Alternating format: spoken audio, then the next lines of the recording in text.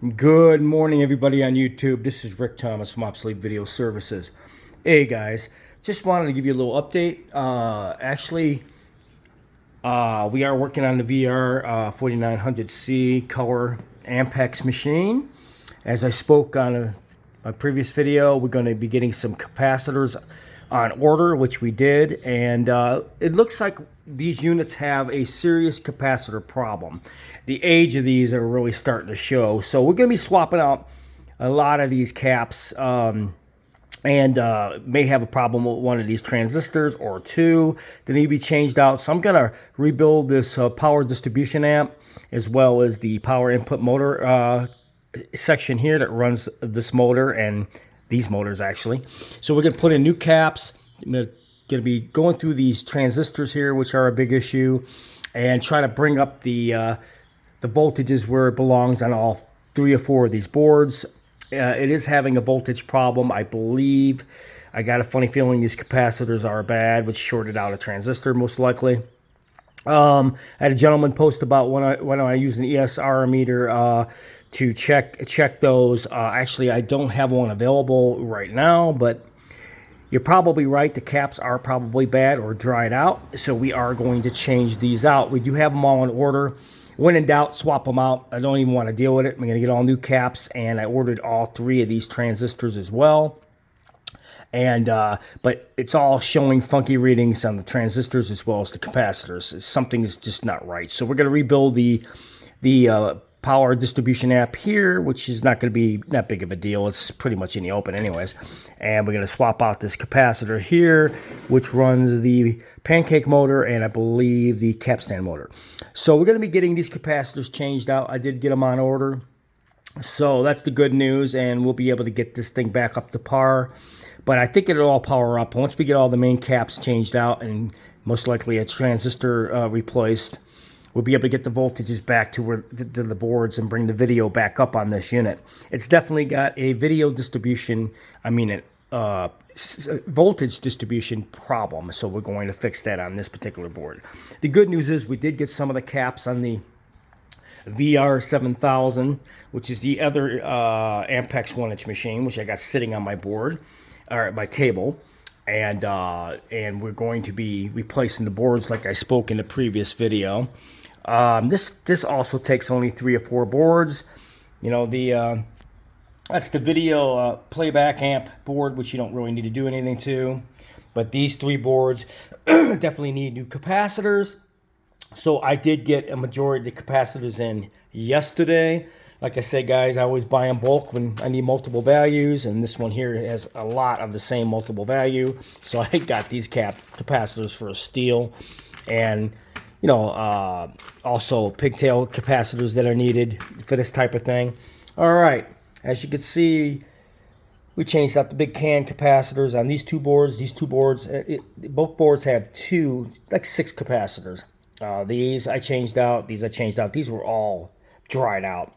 So if it's any conclusion to the problem with this machine, my guess is the capacitors are causing a lot of problems on these machines. So, you know, it's a lot of work to work on these guys. I hate when I have to do extensive work on machines due to the fact of dried out parts or parts that are just crap on these things and you got to redo it. But it is what it is. You have to redo a lot of this stuff due to the fact it's very, very old. So I'd rather have all new and have to deal with it now than have to deal with it later. So we're going to be putting all new capacitors on these 3 particular boards. I do have the values for these other ones yet that have to be changed out. They take 100 microfarads and 50 microfarads, and I do have both. So we'll be able to swap out the remaining ones on these. I'm going to need to get a few more tires I'm still looking for, and we did get an audio control head. Or this is the audio head itself. I got a replacement off eBay, so we'll be able to replace that as well. So anyways, and then you got your video control head, which is this one off of I had sitting on another unit. So we'll be able to replace those particular parts and get the video control and audio up and running on this machine. We did replace the motor run capacitors, you know, and I'm really starting to think maybe I should change out these particular capacitors on this board as well, and the power supply. If I'm having that many problems with this VP 4900C, and it's already, because the caps are all dried out. You know, these machines are very, very old, so it just looks like I'm going to have to recap them both. It's not exactly what I want to do, but there's not an awful lot of capacitors in these two machines, so it's not really that big of a deal. It's just very time consuming. You know, I'm jumping from 10 to 15 different projects at the same time, so I'm always busy doing something. But as you can see, we're getting the capacitors changed out on this VR 7000 unit. Motor run caps are changed, and so, you know, we're making some serious headway. So we're going to get this machine buttoned up, as well as the VP 4900C machine, but I want to get this particular machine working first. So this is why I'm concentrating more on this one, because it plays color and black and white. This VR 7000 is going to be a backup unit. And we'll have this on standby for any particular reason. You know, I am working on 3,000 tapes and customer tapes as well. So having a backup unit is always a plus, especially this particular format, which is a real pain in the ass. And there just isn't many of these working. It's really... I mean, the people that are contacting me with tapes, and they don't know what to do, and they can't do them, and they have machines that don't work, or people don't, you know, deal with this format anymore, or people that do, and they want an awful lot of money to do these, and they got too big of a collection and couldn't afford to do it. You know, I'm getting people constantly writing me about this machine, saying, you know, we need your help, you know, and Smithsonian, television stations, I'm getting museums, I'm getting calls from all over the world, people saying, you know, can't believe you're working on this format, we need your help. And I'm getting an awful lot of calls about this. And, you know, they're seeing the level of my work, they're seeing what I'm doing, they're seeing a format that's from the 60s, which is like very rare, very hard to find. These machines are like, it's like a dinosaur. It's just really hard to find these. And when you do, absolutely none of them work. And you got to go through all this crap just to get them up and running.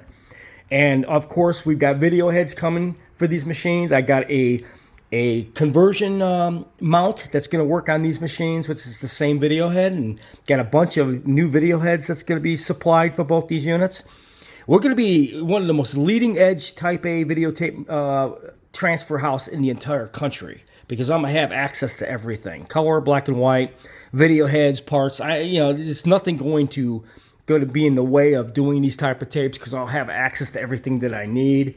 You know, like I said, guys, video is not dead, but it's a dying art. People are pushing it by the side, and now everybody's scrambling because they really know they need help, and it's not out there. So they will contact Obsolete Video Services such as me and see what I do, and they'll say, look, you know, what do you recommend? I'm like, well, you're in Paris, France. I don't know what to tell you. I've got people in Paris, France, the Netherlands, United Kingdom, everywhere that contacts me about this format. And it was a pretty prevalent format in the 60s.